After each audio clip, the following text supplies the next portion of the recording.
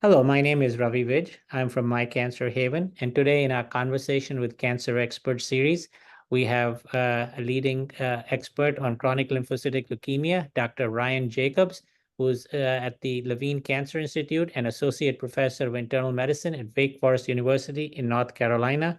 We're honored to have him on the program today. Welcome, Ryan. Yeah, thanks for having me. So, Ryan, the first question I have is, what is double refractory chronic lymphocytic leukemia?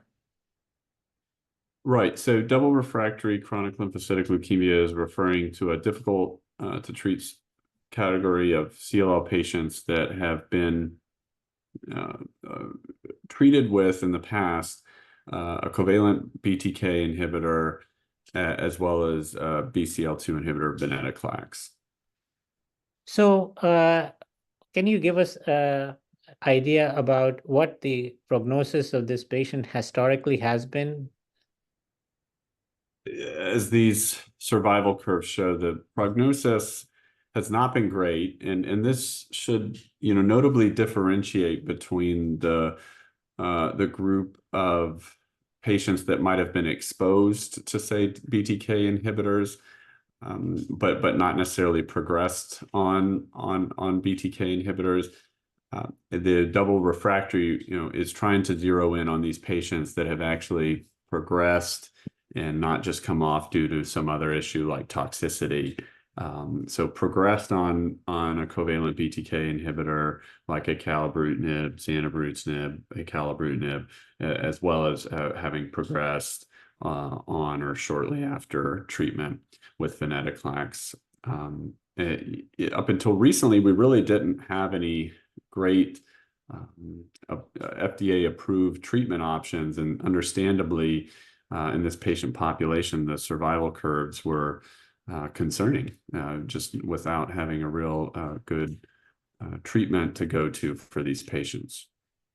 So obviously we made tremendous progress in CLL, and it's one of the cancers in which we think conventional chemotherapy is history, but you're telling me that once you've been through a BTK inhibitor, the first and second generation of the drugs, and a BCL2 inhibitor, the prognosis has not been that rosy. Is that a fair It statement? is fair, but to put it into context, we do have a general sense that with targeted with patients treated with CLL patients treated in our targeted therapy era, that sort of has skipped the chemotherapy era and have had their CLL treated with BTK and BCL2 inhibitors as their first line therapy, that their survival seems to be mirroring the background population. So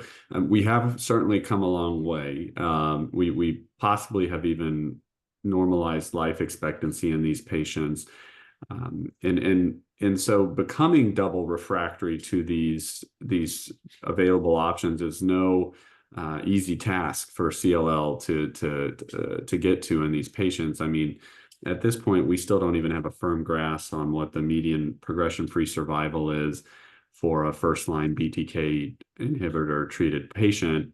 And, just 1 year of venetoclax with obinutuzumab gets a patient 76 months of PFS. So we've got really great PFS curves early on, but clearly, and I would say even with the drugs available that we're going to talk about that are available for these double refractory patients, we still have a room to improve for the third line plus CLL patient.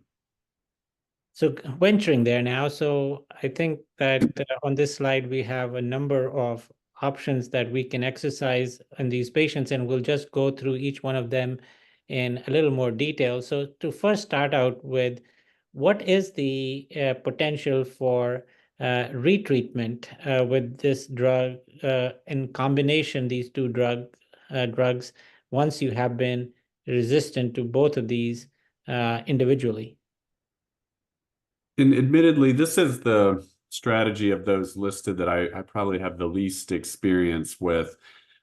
This is interested in looking at if you have a patient that has seen and progressed on both of these treatments, can you give them both together and see if you can harness some additional response? I think in general, we're most familiar with retreatment when it comes to venetoclax retreatment, and that's after the predefined time that patients are on treatment, and they get hopefully a nice treatment holiday, and then they need treatment again. We can often successfully re-challenge with venetoclax. So that's still an option. But this is a report on a small number of patients that had previous progression on both BTK and BCL2, but then were re-challenged with the combination, and how did these patients fare?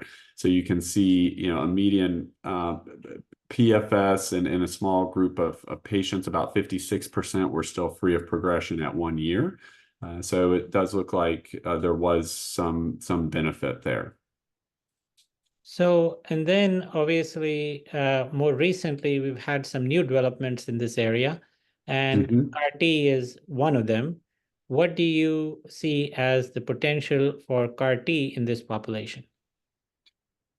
I think we have been happy to have the option to have liso-cel available in this third line plus patient setting. We historically, to try to harness the immune system in a way to sort of have a graft versus leukemia effect, if you will, only had the option of allogeneic stem cell transplant. But with an average age of diagnosis of 70, and our treatments that thankfully work so well, the patients that get to the third line plus setting these days for CLL are often quite advanced in age and not eligible for allogeneic stem cell transplant with its high treatment related mortality.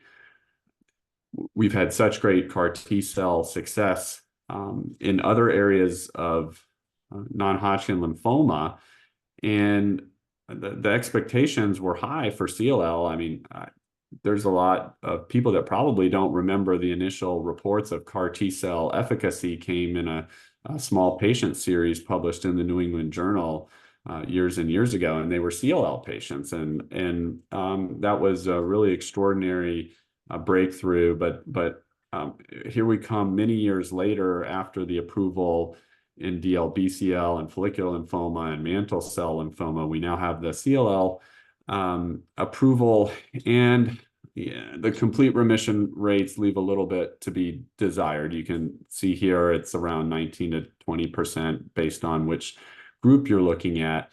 It's still exciting that it does in this group of complete remission patients, this fraction of the total patient population, perhaps seems to have this tail on the PFS curve when they are looking at longer and longer follow-up, like we have seen in DLBCL, for example. So perhaps we maybe are curing a fraction of these patients of their CLL, like we seem to have been able to do with the select patients that could go forward with allogeneic transplant safely in the past. So this opens up this potentially curative option to a large number of patients that would have previously never been eligible for allogeneic transplant. But we want that complete remission rate to be higher, and hopefully we can figure out ways to do that in the future. But the overall response rate is close to 50%, and it does look like the patients that fall short of the complete remission rate do still get some clinical benefit. So it's not to say only 20% of the patients are going to get clinical benefit. What about PI3 kinase inhibitors? These drugs have been out there for a while. Some of them have been withdrawn from the market. Where do you see, if any, a role for this class of drug in the double refractory population today? This is really what I was primarily using before we had some of these additional newer third line plus approvals that have come about since 2023. And Mostly I was going with duvelisib, but there also is idelalisib out there that's given with rituximab. These PI3 kinase inhibitors, not only in this third line plus setting, have a short PFS, but they also are notorious for their toxicities. Now, with perhaps some um, uh, educated approaches to how you dose them, maybe being quick to reduce or go to intermittent dosing, even preemptively, we can avoid some of these toxicities. But at the end of the day, the progression-free survival leaves a lot to be desired. So they are still out there, but I would rank PI3 kinase inhibitors behind these newer options like Lysocell, and I know we're going to be talking about pirtobrutinib shortly. Yep, you took the words out of my mouth. So to lay the groundwork for pirtobrutinib, can you tell us the rationale behind the development of this class of drugs? Mm-hmm. We are learning a lot about mutations at Bruton's tyrosine kinase in patients that are chronically inhibited by BTK inhibitors. Of course, with ibrutinib available for many years prior to both acalabrutinib and zanubrutinib,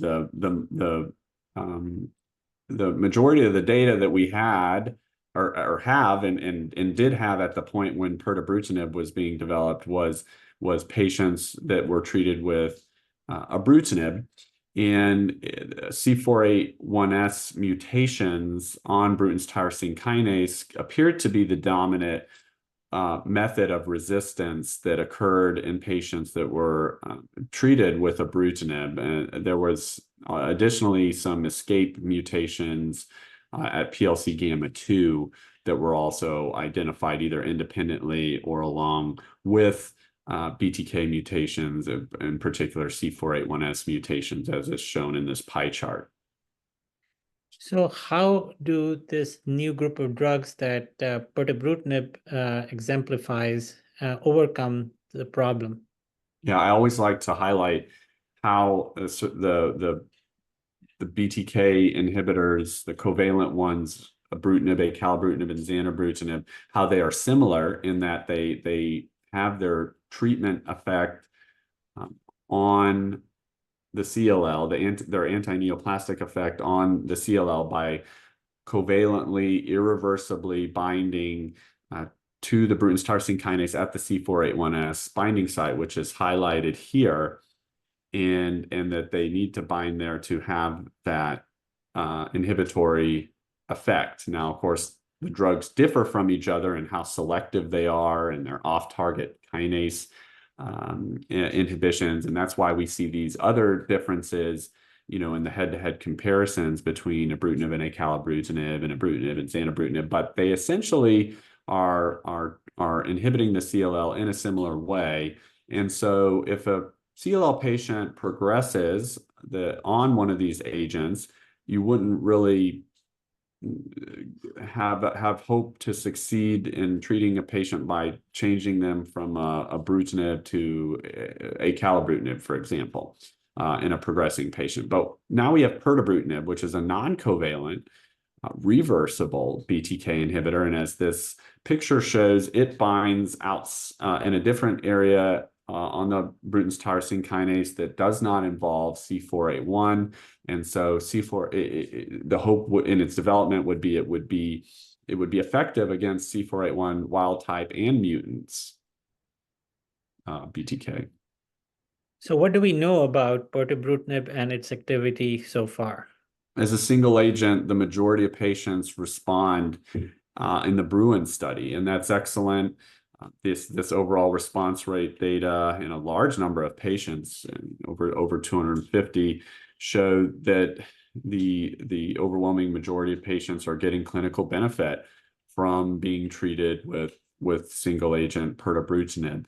And these are patients that primarily almost essentially were all treated and exposed to ibrutinib. So we'll have to wait longer for information about if we're seeing similar success in patients that have progressed on acalabrutinib and zanubrutinib, because maybe their mutation profiles are different. We're learning, but clearly this drug is effective in patients that were either intolerant to or having progressed on ibrutinib, and even specifically patients that harbored C481S mutations.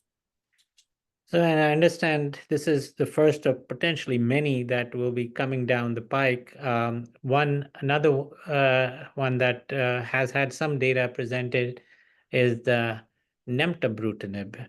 Is there anything that distinguishes this drug in your mind? It's a bit early to tell, but we're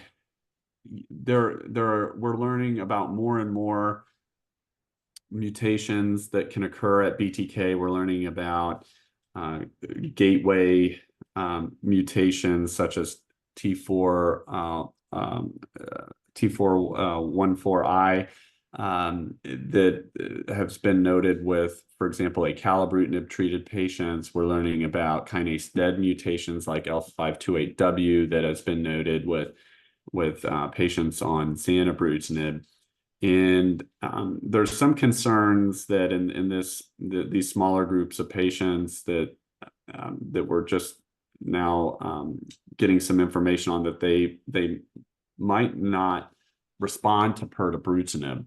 And so could a non-covalent BTK inhibitor that has maybe a broader range of efficacy across a broader range of BTK mutants have more benefit. And so I think time will tell. It's a little bit early to weigh in on that, but I think the hope is that maybe nemtabrutinib would be effective against a broader range of BTK mutants. Seems like in some ways we're recapitulating the chronic myelogenous leukemia CML story, though I know they're very different diseases, but perhaps an analogy there. So, and then obviously one of the other class of drugs that has made a big impact in lymphoid malignancies are bispecific antibodies. What is the data with bispecifics in CLL looking like?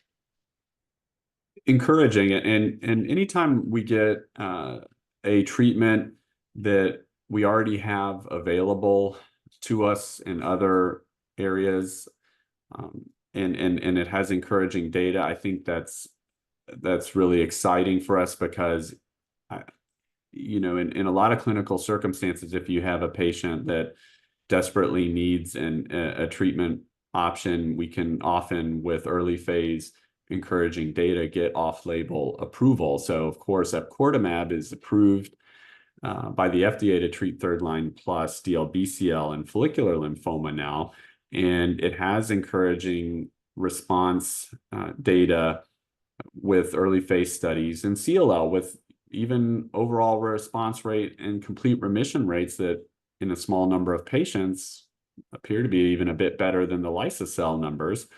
So that's something I'd like to see, how larger studies end up playing out, and hopefully we continue to see these higher complete remission rates. And maybe here again, we have a situation with patients that achieve a complete remission.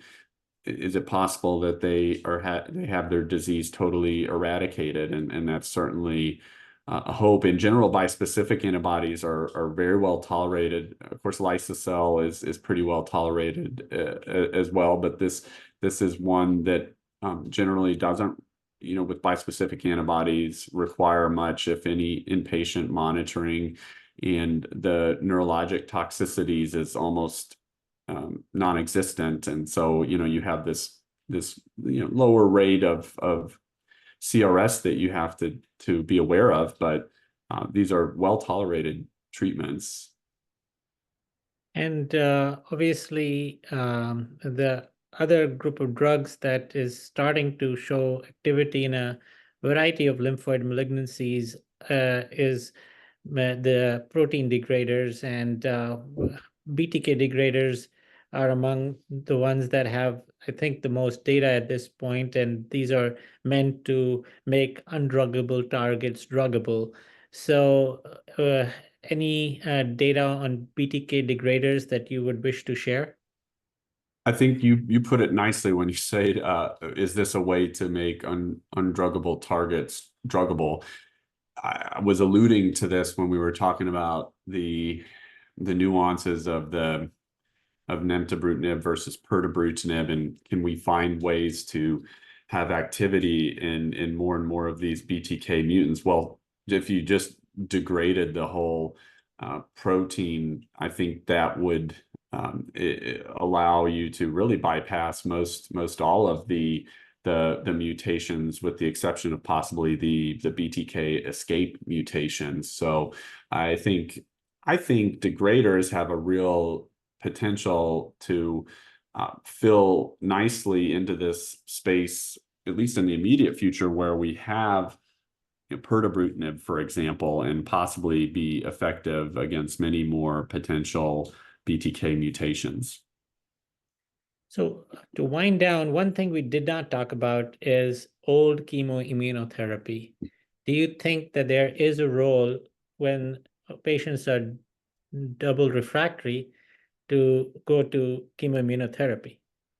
There's very limited data of chemotherapy's activity after being treated with these targeted treatments, in patients that were previously chemotherapy naive. I had seen some data, retrospective, in patients that got first line ibrutinib and then ended up getting chemo, and there were some responses. It wasn't as if patients just were immune to chemotherapy after getting ibrutinib.